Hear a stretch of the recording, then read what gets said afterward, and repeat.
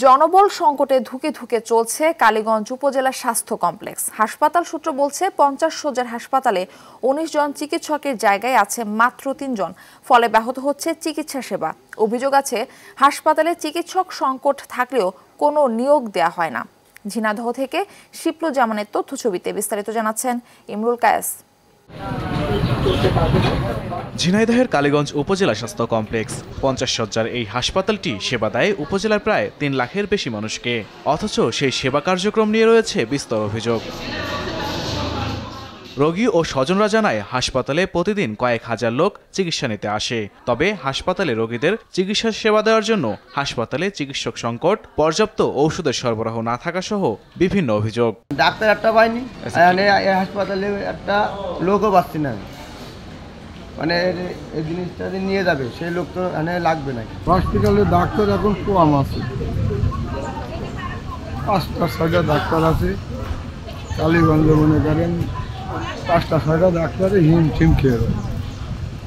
Doctor থাকা প্রয়োজন অন্তত 20টা ডাক্তার। রুগীরা একটু ভোগান্তি হয়, ডাক্তারেরও রুগীর চেয়ে ডাক্তারের ভোগান্তিটা বেশি।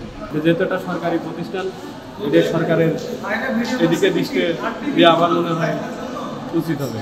আমাদের হসপিটালে ডাক্তার সংকট, মাত্র 3 জন ডক্টর দিয়ে আমাদের হসপিটালে চিকিৎসা সেবা চলছে। কালীগঞ্জ উপজেলার পর্যায়ে 3 জন ডাক্তার দিয়ে সেবা দিয়ে অসম্ভব, তারপরেও তাদের আন্তরিকতার কোনো ঘাটতি নেই। আমরা ঊর্ধ্বতন কর্তৃপক্ষের কাছে দ্রুত কিছু ডাক্তারের দাবি জানাচ্ছি, যাতে তৃণমূল পর্যায়ে স্বাস্থ্যসেবা নিশ্চিত করতে পারে। হাসপাতাল সূত্র মতে হাসপাতালে 19 জন চিকিৎসকের সেবা দেওয়ার কথা থাকলেও আছেন মাত্র 3 জন। তবে চিকিৎসক সংকটের মধ্যেই সব রকম সেবা দেওয়ার কথা জানান এই কর্মকর্তা।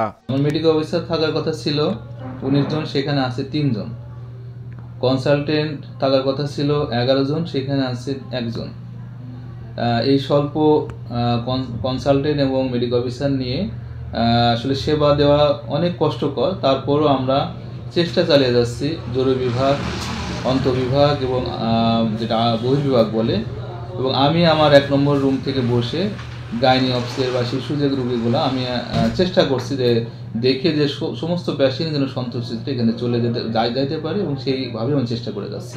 দ্রুত হাসপাতালের সংকট কাটিয়ে সেবা গ্রহীতাদের স্বাস্থ্যসেবা নিশ্চিত করা হবে, এমনটাই প্রত্যাশা স্থানীয়দের। ইমরুল কায়েস, RTV।